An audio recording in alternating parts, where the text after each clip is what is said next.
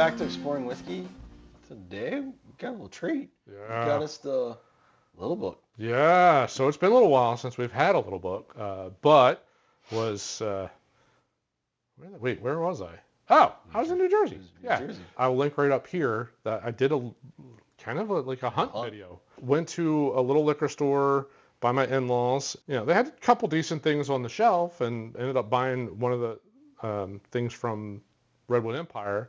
And then as I go to check out, they've got all these like Bookers, and then all that like the high-end stuff is on the corner away from like the checkout is over here, over in like a corner over here. They have all this other stuff.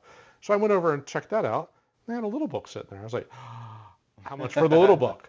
$150 MSRP. You never, ever see this for MSRP because I never see it on the shelves here. So I don't even see Bookers anymore. It's rare now around like here. our one spot used to have it all the time. Yeah, I agree. So the little book. Are we gonna go there tomorrow? Yes, we are. The little book is annual release from Jim Beam Distillery, and little book is technically, it is what's the guy? It's Freddie. Because it was always Booker Noe, and it was Fred Noe, and then Freddie Noe was always referred to as Little Book after his grandfather. He used to like walk around with his grandfather all the time. He's referred to as Little Book. So this is his like, he gets to kind of experiment and do some crazy things. We did that dinner. We did. Yeah. Yep. And he sat there and told a bunch of stories about the next year Booker. We went back and we got a picture with his dad. Yeah, we did. Path Not Taken is the name of the chapter 8. And each of them are different. Like I remember that chapter 4 had like a brown rice whiskey blended into it and things like that. This one, and this is very rare for anything to do with Jim Beam, is very rye heavy. Almost all the whiskey, it's a blend, like Booker's is a blend of a couple different, but Booker's is always a blend of a couple different barrels from different rickhouses and things like this. This is different whiskeys. So there's an 18-year high rye bourbon, and then an 11-year straight rye, and a 7-year rye malt, a 5-year Kentucky rye, a 5-year Kentucky rye PA style. It's all rye. Except for the one high rye bourbon. They don't do that. Like, they don't release ryes. Even Booker released, I think, one rye ever. A very different blend of what whiskeys are in here. So I'm kind of really interested in PA ryes and Kentucky ryes and like a all PA the things. Rye. Old Overholt. Yeah. Lighter and sweeter generally. Yeah. That did not. The Old Overholt bottle of Bond is one of the best ryes for the dollar. All right. Woohoo! All right, that worked way better than I thought it was going to. I thought I was going to be stuck on some wax. Now, this particular release, again, since it's a blend of a bunch of different barrels, we've got 118.2 proof, and it was released in May of this year.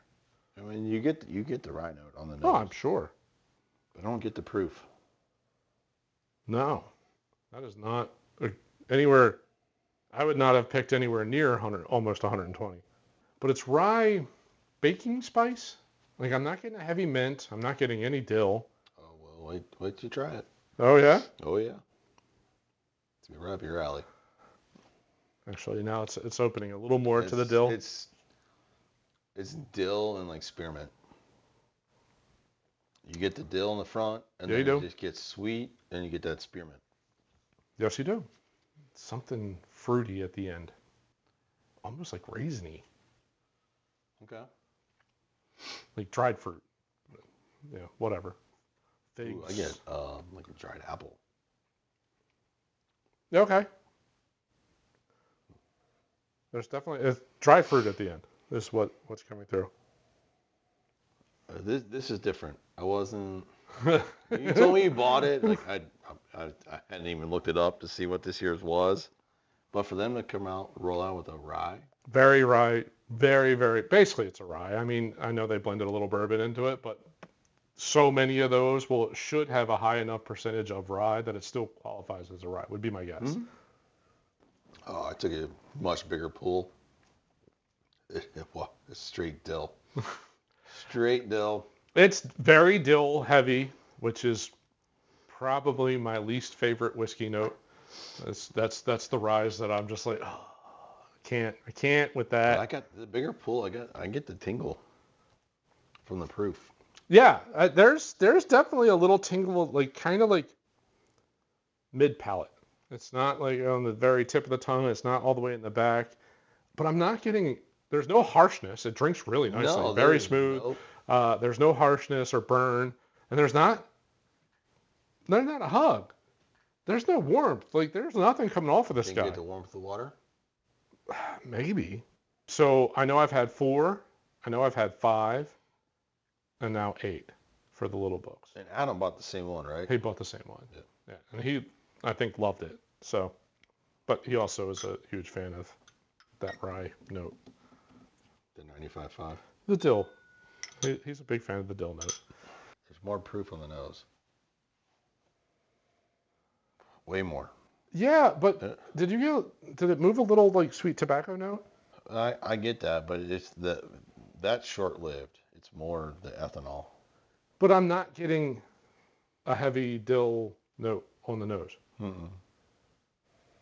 It's almost a little sweeter and age note. No major change on the palate. It just enhanced it. Yeah, it's very much the same. It's dill, little mint, kind of sweetness. It just enhanced it. I Lost the fruit. I was just expecting it to drink a little, just a little hotter. No. Given that the rye. Yeah, usually when you add water to a rye, it gets a little bit more aggressive. Nope. That's really what it comes. I didn't get that. The aftertaste is a little more lingering. Mm-hmm. With the rye, you get the dill. Just goes back and forth between dill and spearmint. Yeah. To your point, no dry fruit. Yeah, I kind of lost that fruit note. But it just keeps going back and forth. Interesting. Well, you know they've been planning this one for a while. I'm sure they have. And if you are a rye fan, I'm sure this is right up your alley. This would make a great Manhattan. It probably would. A little bit of a vermouth or something to kind of add a little sweet note to this. That's what it's missing for me.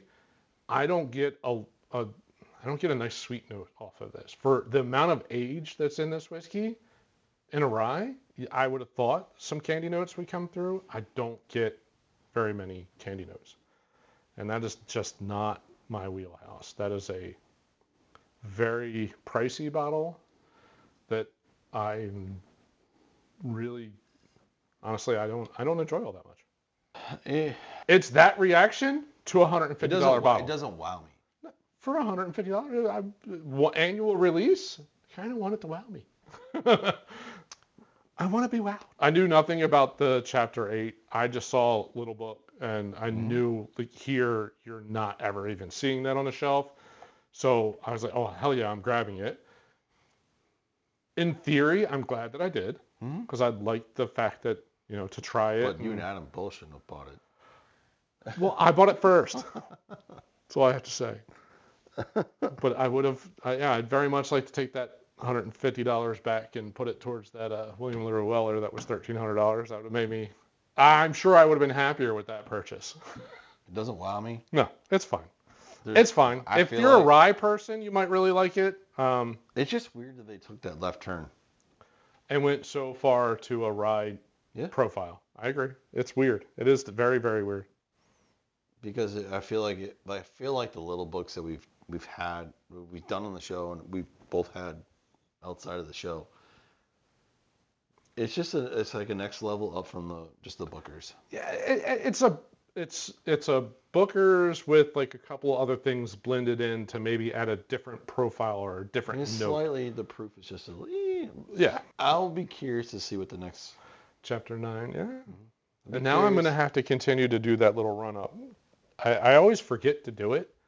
I never remember to do that little run. But that one liquor store in I don't even know where, Eagleton, New Jersey. It's just like, why do they have that sitting on the shelf? Why are they selling it for MSRP? I don't know, but I very much appreciate it. Again, I enjoy sampling it. Yeah. Appreciate you buying it. If you didn't, obviously Adam did, so we Yeah. would have done this either way. Yeah, that's true. But yeah, it didn't knock my socks off. No, it underwhelmed for what I expect from a annual release. Yep. For that price. For you out there, all right, we're at chapter 8. Chapter 8. Yep. If you've had chapter 8, what do you think? Yeah. Or is there another chapter that just wowed you that everyone should sample? Because I'm sure there's still some floating around. Probably a 6 or a 7 at this point, but I don't know about anything earlier than that. That'd be probably pretty hard to find. Yeah, what wowed you? If we missed something on this one, let us know. Love to hear from you. Well, we appreciate you joining our review of the Little Book Chapter 8, Path Not Taken, which is... It's a path not taken. They made a right turn. Appropriately named. Hard right turn. Appropriately named.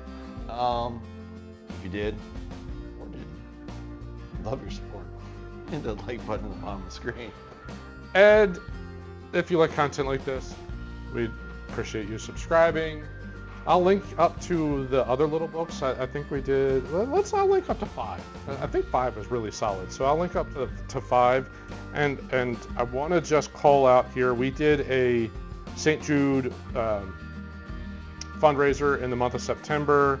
We had, unfortunately, just one donation, and I greatly appreciate that. So I'm going to call them out. So James, and I don't, Reichel. I'm not sure how to say your last name, but thank you very much.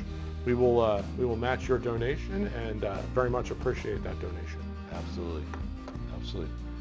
Well, thank you for watching. See you on the next episode. Cheers. Cheers.